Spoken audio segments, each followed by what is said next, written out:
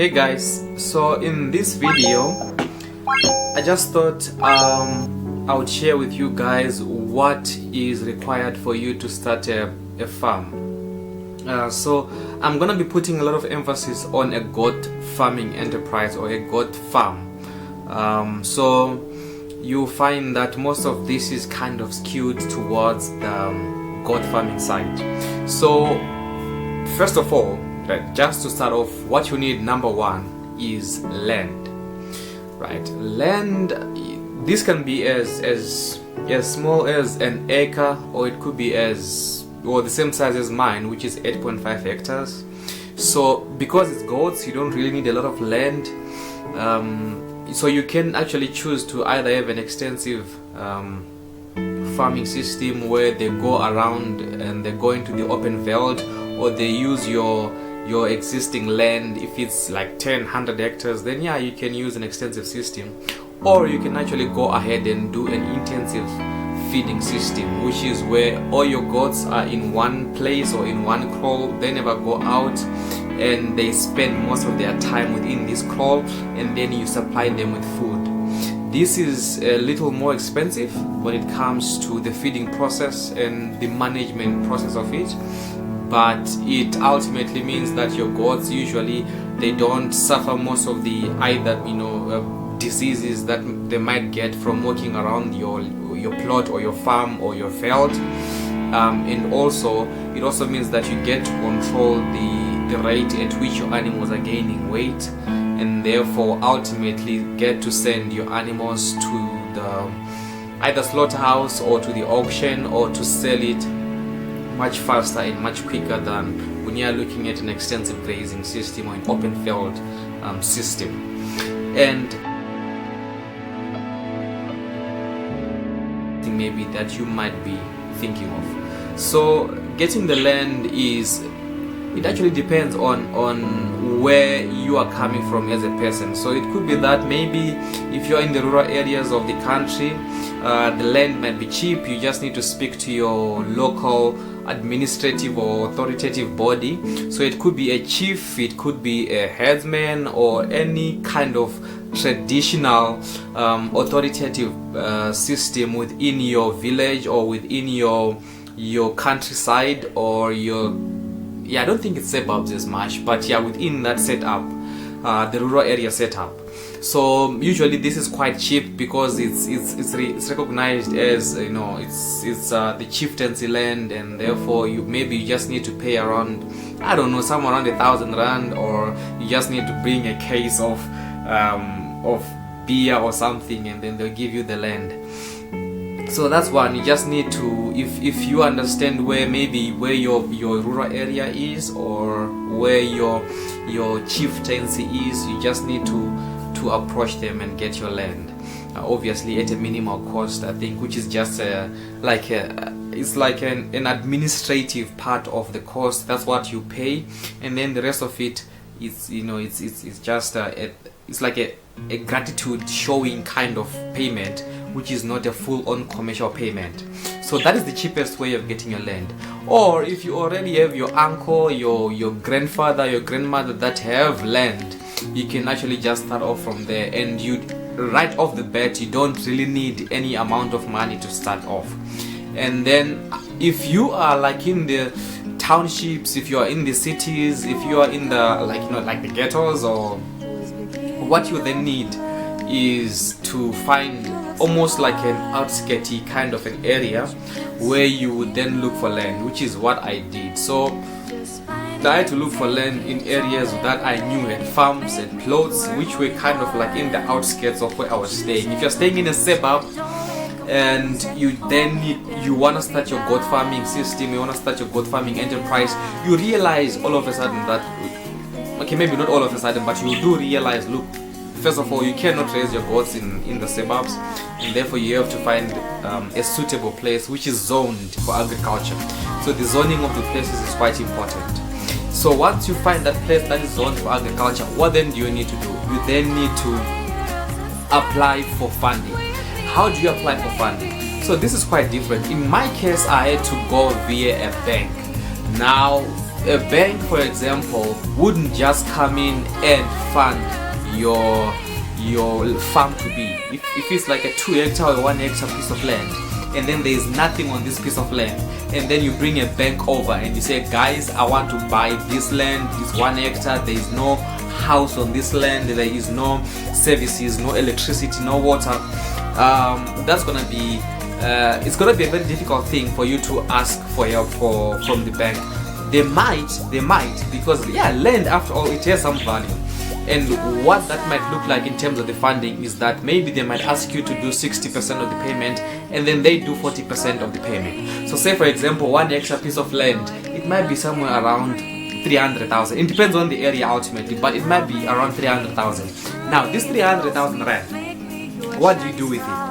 Obviously you don't have 300,000 rand sitting around, but you want to start farming. So you approach a bank comes in and does the assessment. Once they do the assessment, then they'll tell you, guys, this land we can only do 60%, we can only do 40%, I mean, which is usually the case. So 40% of 300,000 is somewhere around 120,000, and then you have to foot the rest.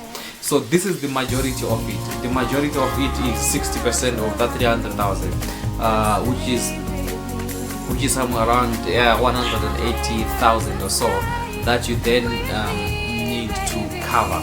So you are now in a position that you need to provide a big chunk, 60% of it, of the payment. It has to come from you as a person. That's one thing. So this is land that doesn't have anything on it. My way, however, was I found land that already had houses. This land had 2 houses. It had a 4-bedroom and a 3-bedroom, and therefore that became kind of an easier thing for me, because I'm now looking at a bank not only funding the land, but it's now there is something built on it. There's something that they can use in case I default to sell and reclaim their money. So the bank pretty much just funded or financed the houses. They didn't finance the land pretty much according to me. They financed the houses, and these houses ultimately their value was enough for me to get 100% bonding. The bank would then come to you and say, Mr. X, you will be given, depending on what you're proposing, they will say to you, you'll be given 100% bond, or you'll be given 70% or 90% bond, and then you pay the 10% deposit. So this is how you get to have some form of land, so that you can do your goat farming, your sheep farming, as well as your chickens, if you are interested in those kind of things. So guys, in summary, I just put together a video that allows you to understand how you can get funding, or how you can get access to land if you are looking to start your own goat or sheep farm.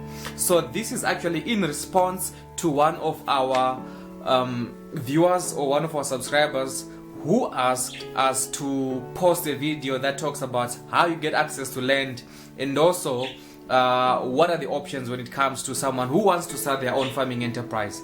So guys, I just talked about the process of owning land.